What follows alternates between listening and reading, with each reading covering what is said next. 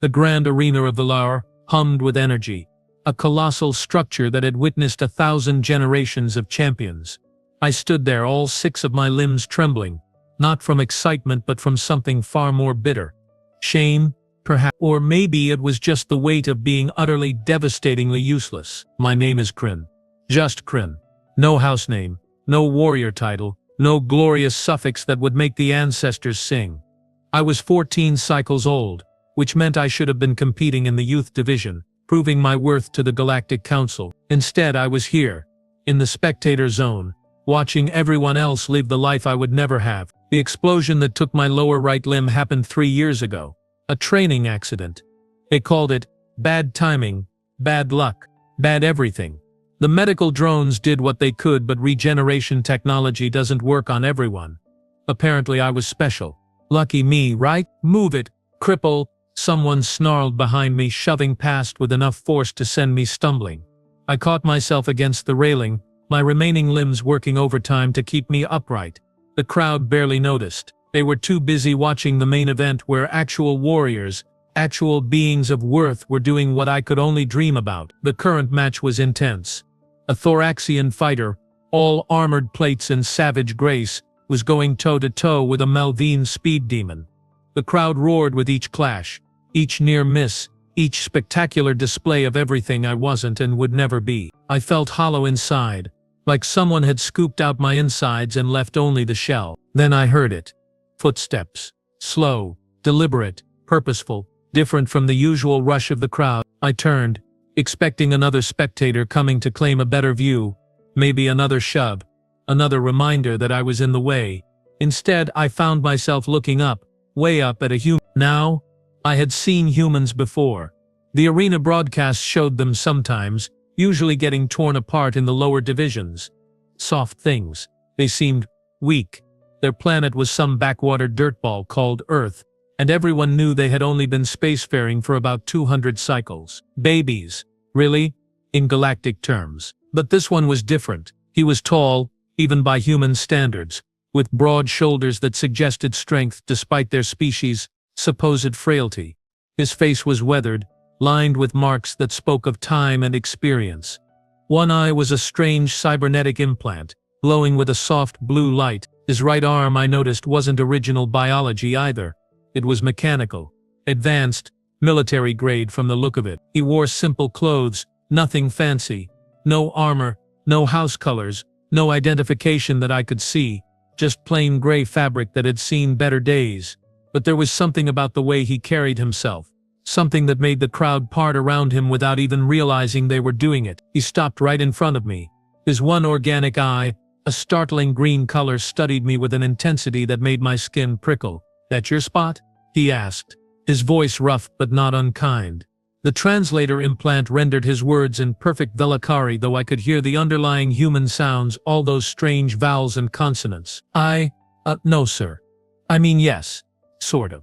I was just watching and I stammered like an idiot, my words tripping over themselves. "Great, perfect, show weakness to the alien. That will..." He nodded slowly, like I had said something profound instead of verbal garbage. Then, to my absolute shock, he sat down right there on the arena floor, his back against the railing, completely ignoring the match that had thousands of beings screaming their lungs out. "Mind if I join you?" he asked, and I realized he had already made himself comfortable. It's a free arena," I managed, still processing the bizarre situation. "Jake Mitchell," he said, extending his mechanical hand. Not the organic one. The metal one. There was something significant about that choice, something I couldn't quite name. I stared at the hand, then at him. Was this some kind of joke?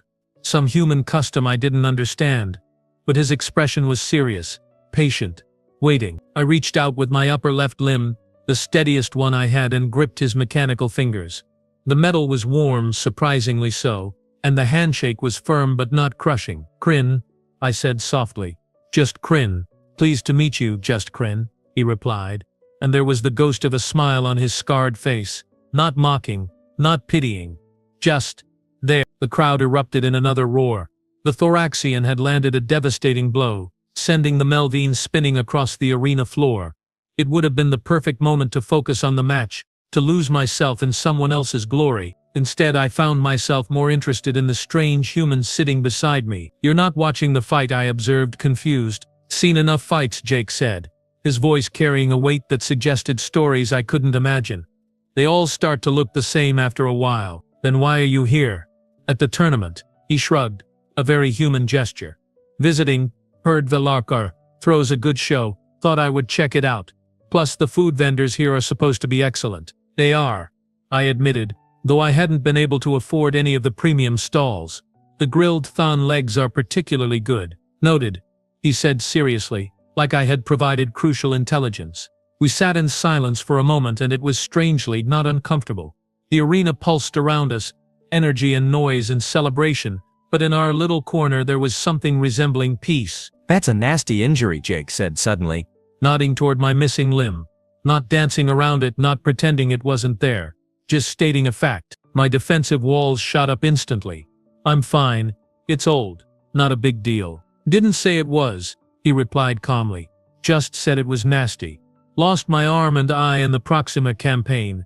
Hurt like hell, took forever to get used to the replacements. Still have phantom sensations sometimes. Injuries are allowed to be nasty without being your whole identity." I blinked, processing that. The Proxima campaign. I had heard about that. A human military conflict against, what was it? Some kind of rogue AI collective. The report said it had been brutal. Losses in the thousands. "You're a soldier," I said, pieces clicking together. The way he moved, the scars, the mechanical replacements, the casual mention of combat. "Was?" he corrected. "Retired now, mostly." "Mostly? It's complicated," he said with another shrug. "Humans are good at complicated." The match ended with a spectacular finish. The Thoraxian victory was announced to thunderous applause. Attendants rushed onto the field to prepare for the next bout. The crowd shifted, conversations buzzing about betting odds and warrior statistics. Jake pulled something from his pocket. It looked like a small protein bar, the kind soldiers carried. He broke it in half and offered me a piece. "I can't accept that," I said automatically. "It's yours. It's food," he countered. "And you look like you could use it. When was the last time you ate?" I couldn't remember. This morning, yesterday. Time had become fluid lately. All the hours blending together in a gray soup of nothing. I took the bar. It tasted strange, vaguely sweet, with an underlying saltiness that wasn't unpleasant. Human food. I was eating human food in the middle of the galaxy's greatest tournament. "My son would have been about your age," Jake said quietly, his eye fixed on some point in the distance I couldn't see. "Would have been past tense." "I'm sorry," I whispered, the words feeling inadequate. "Yeah, me too." He was quiet for a moment, then continued. "He wanted to be a pilot, had the scores for it, the aptitude, everything. Then the Proxima situation happened, and suddenly every young person with decent reflexes was being fast-tracked into combat training. He volunteered before I could stop him." "What happened?" "He flew better than anyone expected, saved 17 ships in his first engagement, pulled off maneuvers that the instructors said were impossible, got recommended for commendations. The works." Jake's voice was steady, but something in it suggested vast oceans of grief held barely in check. "Then his fighter took a direct hit during the Battle of Kepler Station. They never recovered the body, just debris and data logs." I didn't know what to say. What could anyone say to that? "He would have loved this," Jake continued, gesturing to the arena. "The spectacle, the competition, the variety of species all coming together. Marcus always loved that kind of thing. Said humanity needed to stop thinking so small, start looking outward." "He sounds like he was brave," I offered. "He was terrified," Jake corrected, but not harshly. "Every mission, every flight, but he went anyway because people needed help and he could provide it. That's what bravery actually is, you know, not the absence of fear. It's being scared absolutely shitless and doing what needs to be done anyway." The next match was starting. Two competitors I didn't recognize, going through their pre-fight rituals. The crowd was building energy again, ready for more violence, more spectacle, more proof of strength. "Why are you telling me this?" I asked Jake, genuinely confused. "We were strangers, different species, what was the point?" He looked at me then, really looked at me, with both his organic eye and his cybernetic one. "Because you're sitting here with the weight of the universe on your shoulders, kid. Because you keep glancing at that arena like it holds everything you have lost. Because I recognized that look, that posture, that particular flavor of giving up, and because nobody should have to carry that alone. My throat tightened. How did he see all that? How could he know? I can't fight, I said, and my voice cracked embarrassingly. I can't compete. I can't be what I'm supposed to be. I'm just broken. Useless, Jake repeated, tasting the word like it was something foul. That's an interesting assessment. Wrong, but interesting. I have 3 limbs when I should have 4. I can barely walk straight. How is that not useless? He stood up then, his movements smooth despite the mechanical arm, extended his hand again. The organic one this time. Come with me. Where? You'll see. Trust me. I shouldn't have. Every logical thought in my head said this was strange, potentially dangerous, definitely ill-advised, but there was something in his expression, something that suggested he understood things I desperately needed to understand. I took his hand and he pulled me to my feet with surprising gentleness. We walked. Jake led me through the arena's back corridors, areas I had never been allowed to access before. Security drones hovered nearby, but when they scanned Jake's identification, they simply beeped acknowledgement and moved aside. Whatever credentials this human carried, they opened doors I hadn't known existed. Where are we going? I asked for the 3rd time, my remaining limbs working hard to keep pace with his long strides. Patience, he said simply. Another thing humans are terrible at, by the way. But we try. We passed through a checkpoint marked for competitors only. The guard, a massive Krella warrior with tusks that could gore a transport shuttle, nodded at Jake like they were old friends.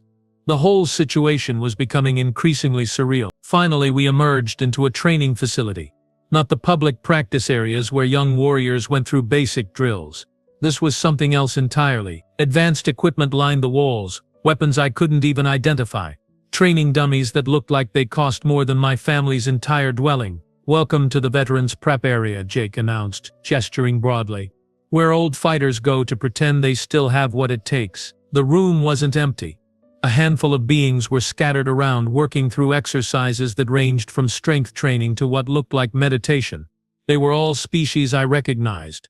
Draxian, Calvorian, even a Civishus, whose cybernetic enhancements put Jake's to shame. But what struck me was how many of them carried visible injuries, scars, missing appendages, replaced organs glowing through translucent skin. Everyone here is broken, I said before I could stop myself.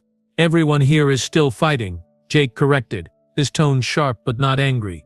Big difference. He walked over to a weapons rack and selected something that looked like a standard neural staff, the kind used in basic combat training. Then he turned to face me, tossing the staff from hand to hand with casual ease. Tell me something, Kryn. Can you hold a weapon? Yes. I mean, I have 3 functional limbs, so technically. Show me. He tossed the staff toward me, a gentle arc that gave me plenty of time to react. I caught it awkwardly with my upper limbs, nearly dropping it before I managed to secure my grip. Good, Jake said, already moving toward the weapons rack again. Balance? What? Can you balance on your remaining limbs? Stand without falling over? Obviously, I said, a bit defensive. I've been managing for 3 years. Then you can fight. I stared at him like he had grown a second head. That's not how this works. Combat requires 4 limbs for proper velogary forms, the stance alone. Screw the stance, Jake interrupted, and several heads turned in our direction. He didn't seem to care. The forms, the traditions, the way it's always been done, screw all of it.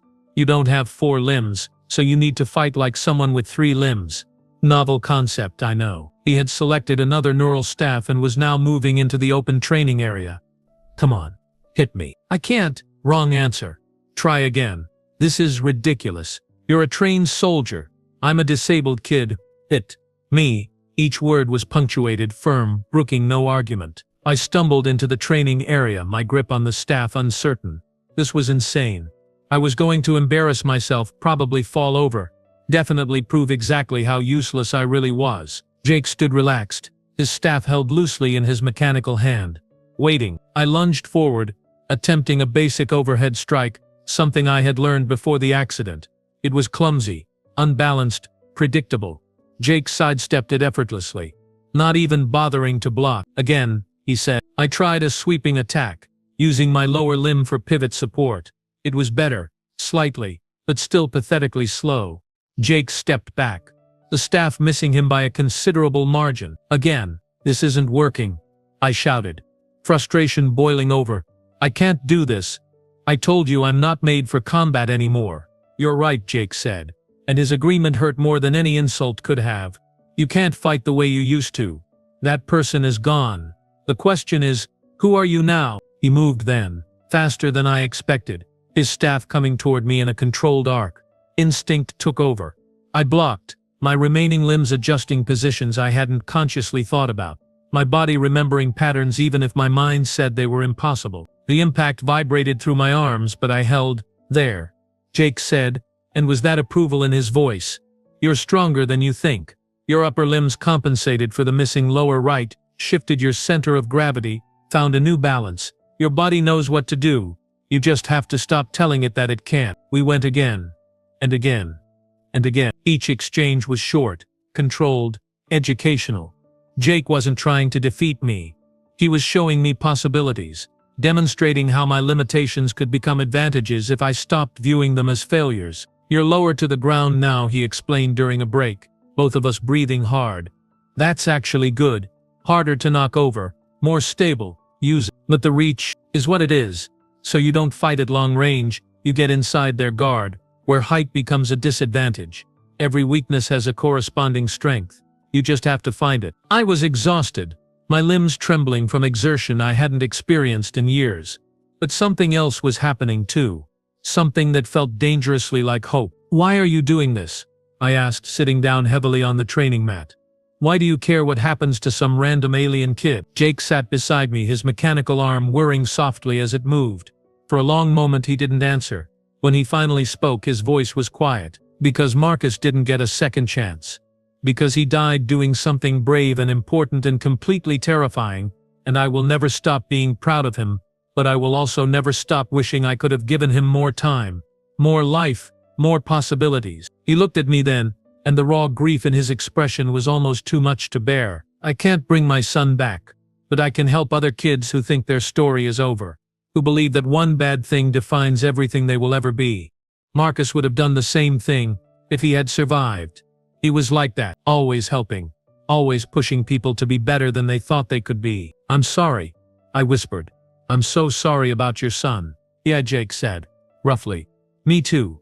Every damn day. We sat in companionable silence, two broken beings in a room full of fighters who refused to quit. The thing about humans, Jake said eventually, is that we are catastrophically stubborn. We come from a planet that has tried to kill us in every way imaginable. Weather, predators, diseases, other humans, and we just keep surviving. Keep finding new ways to overcome whatever obstacle gets thrown our way. Earth is a death world, I said, remembering the classifications I had studied. Class 9, right? Class 12. Actually, they updated it after the Proxima campaign, when everyone realized humans could operate in environments that would kill most species within minutes. But that's not the point. The point is that being from a harsh environment teaches you something important. What's that? That there's no such thing as broken. Only different. Only changed. Only adapted. He stood up, offering me his hand once more. And that giving up is the only real failure. I took his hand, letting him pull me to my feet. One more round, Jake said, moving back to fighting stance. But this time I want you to forget everything you were taught. Forget the proper forms, the correct positioning, all of it. Just move the way your body wants to move. Trust yourself. I gripped the neural staff, feeling its weight, its balance. Tried to quiet the voice in my head that said I couldn't. I shouldn't. I wasn't good enough. Jake attacked. A probing strike. I responded not with textbook technique but with instinct. Ducked under his swing. Used my lower limb to pivot in a direction that would have been impossible with 4. Brought my staff around in an arc that actually forced him to block seriously. Yes. Jake encouraged. Stop thinking, start doing. We moved together. A dance of combat that felt nothing like the training I remembered and everything like discovering something new. I fell twice. Recovered both times. Took hits that would have ended a formal match but kept going because this wasn't about winning. It was about proving I could still participate. Finally exhausted and exhilarated, we stopped. You have potential, Jake said. And coming from him, it didn't sound like empty praise. Raw, unrefined, needs a lot of work. But it's there. I can't enter the tournament, I said, reality crashing back. Even if I trained for cycles, I don't have the credentials, the sponsorship, the kid. Jake interrupted. I didn't bring you here to make you a tournament champion. I brought you here to show you that being unable to compete in one specific arena doesn't make you useless. There are 1,000 ways to be strong, to be valuable, to matter. Fighting is just one of them. He walked over to a bench and grabbed a water container, tossing one to me as well. I caught it, proud that my reflexes were still functional. You know what humans are really good at? Jake asked. Adapting our expectations. We went from thinking we were alone in the universe to sharing space with hundreds of species in less than a generation. From ground-bound to starfaring in a handful of decades. We learned that what we thought was impossible was just difficult, and difficult is just a different kind of possible. That sounds like propaganda, I said, but there was no heat in it. Probably, Jake admitted with a grin. But it's also true. The question isn't whether you can do exactly what you could do before your injury. The question is what new things you can do now that you couldn't do then. Like what? Hell if I know. That's for you to figure out. Maybe you become a tactical analyst, someone who studies combat without participating directly. Maybe you work in weapon design, engineering, medical support.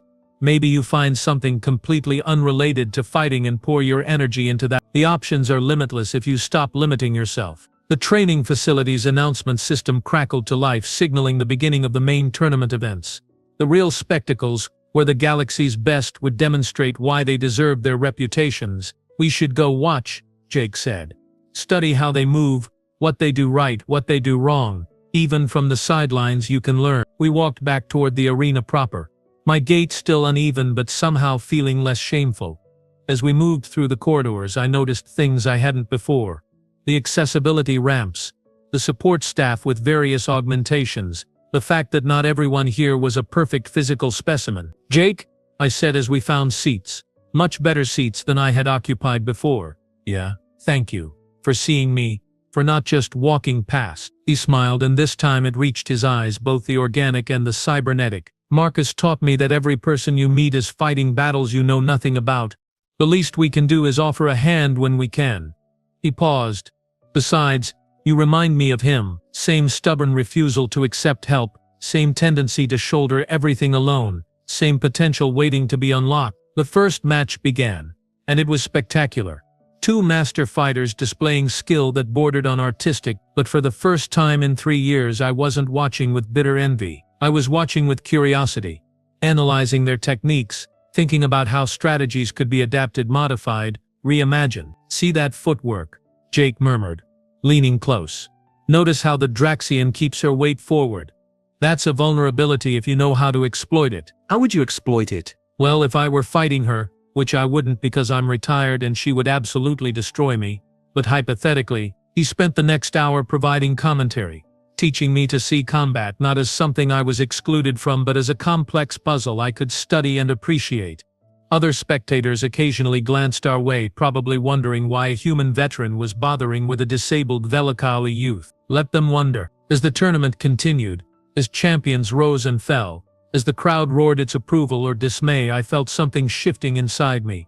Not a complete transformation, not some miraculous healing of all my wounds, both physical and emotional, but something smaller, more fragile, more precious. Possibility. The tournament would end.